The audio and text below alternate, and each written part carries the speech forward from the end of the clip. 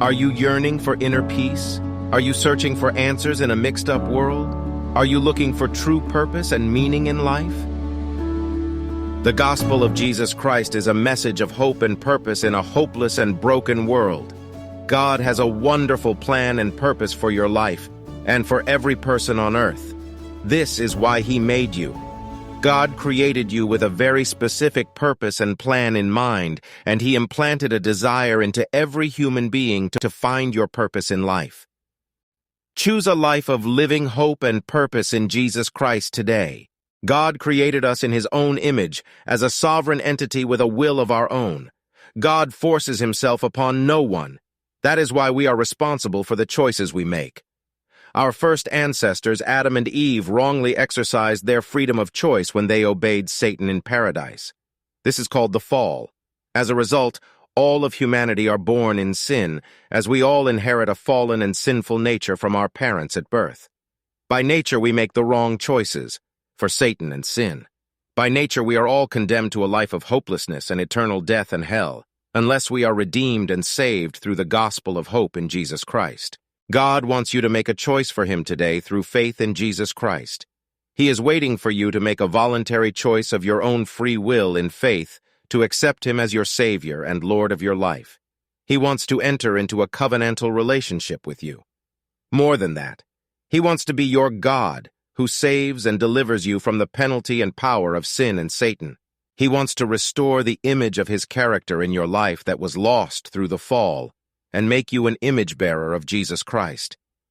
He wants you to be His representative in a broken world and a worthy witness of the gospel. He wants to fulfill His purpose for the world in and through your life. He wants to provide for your earthly needs. He wants to carry you through the tribulations of life, and He wants to bring you safely to Himself in heaven at life's end. Are you willing to make a choice to accept Jesus Christ as your Lord and Savior by faith? Are you willing to make a choice for the hope of eternal life? We beg you, choose hope. Make a choice for Jesus Christ as your Savior and Lord today. Jesus Christ said in John 10:10, "I have come that they may have life, and that they may have it more abundantly." God provided a perfect solution for your deliverance from the power and slavery of sin. This is the gospel of Jesus Christ. Jesus Christ wants to set you free from the penalty, as well as the bondage of Satan and sin. God the Father sent His only begotten Son into this world by taking the punishment for sin upon Himself, and to die a substitutionary death on the cross of Calvary for the sin of the entire world in your and our place.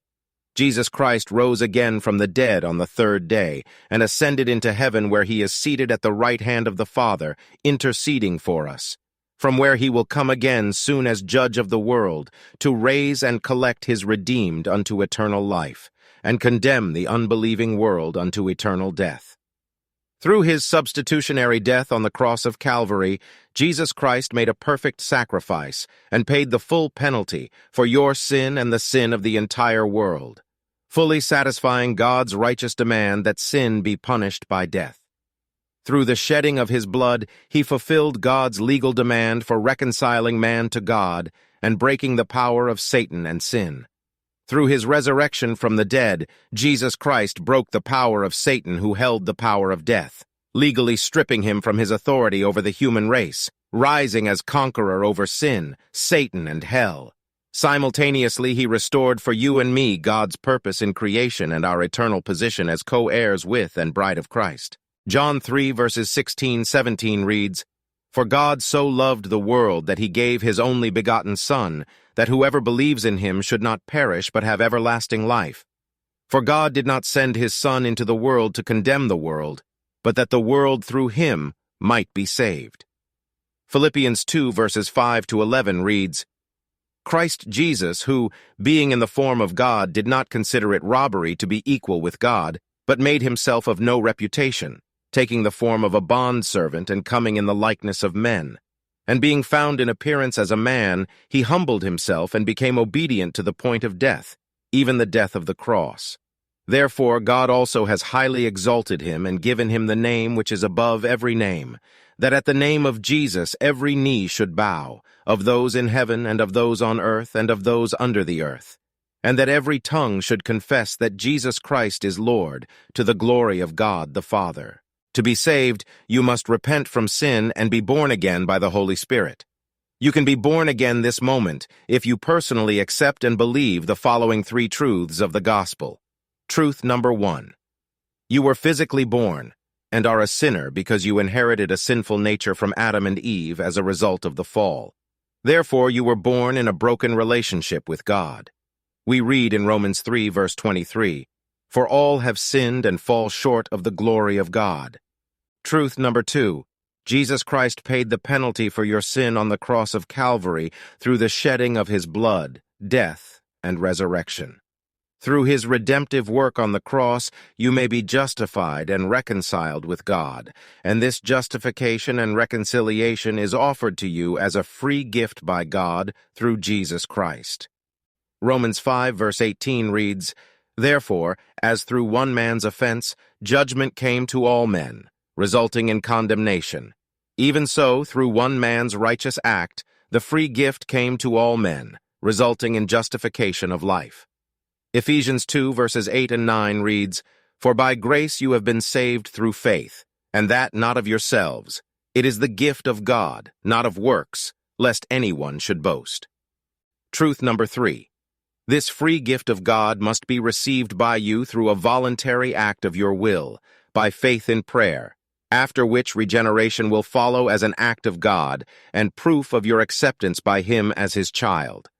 John 1, verse 12 reads, "But as many as received him, to them he gave the right to become children of God, to those who believe in his name." This voluntary act of your will, by faith in prayer, must contain the following 3 elements. 1. Confession, that you are a sinner, that you have sinned, and that you deserve and are destined for eternal death. John 1, verse 9 reads, "If we confess our sins, he is faithful and just, to forgive us our sins and to cleanse us from all unrighteousness." 2. Repentance. You must turn your back on your life of sin and be prepared to walk away from it. Acts 3, verse 19 reads, "Repent therefore and be converted, that your sins may be blotted out, so that times of refreshing may come from the presence of the Lord." 3. Faith. You must fully believe in the Lord Jesus Christ as your personal Savior and Lord, and trust him to save you from the penalty, but also from the power of sin. You must trust him with your entire life. Hebrews 11, verse 6 reads, "But without faith it is impossible to please him.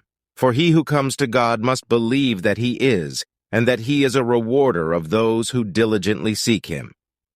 Make your choice for Jesus Christ, and take a step of faith right now.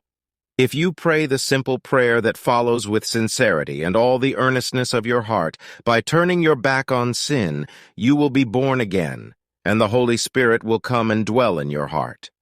You may also pray in your own words, but it is important that you pray aright, and that you mean what you pray. Will you pray this prayer with me now? Dear Lord Jesus Christ, thank you that you died on the cross of Calvary in my place. I confess that I am a lost sinner who needs your forgiveness, salvation, and cleansing. I come to you in sincere repentance. Please forgive my sin and cleanse my heart with your precious blood. Come and live in my heart through your Holy Spirit.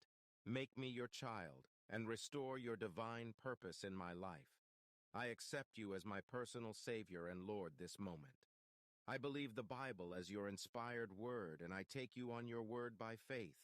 I submit myself fully to your authority and the authority of your word, and I crown you as the Lord of my life. Please take full control of my life and make me a new person.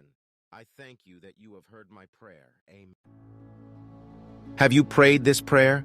If you have prayed this prayer with a sincere heart and active faith, you may now be absolutely sure that your sins are forgiven. Jesus paid your debt, and you are saved by grace through faith. The following verses of Scripture are important to know concerning your assurance of salvation, and we recommend that you memorize them as soon as possible. John 3, verse 16, 1 John 1, verse 9, Ephesians 2, verses 8 and 9, John 1, verse 12, 1 John 5, verses 11 to 13. However, it is important to understand that, like a newborn baby, You now are a spiritual newborn. It is of vital importance that you will grow spiritually and learn how to know and grow in God's purpose for your life. Please follow the links provided in the description box below to learn more about your newly found faith and to grow in grace and knowledge of the Word of God. Thank you for watching this video. By subscribing to this channel and clicking the like button, you are a co-worker of Jesus Christ by helping to spread the message of the gospel throughout the world.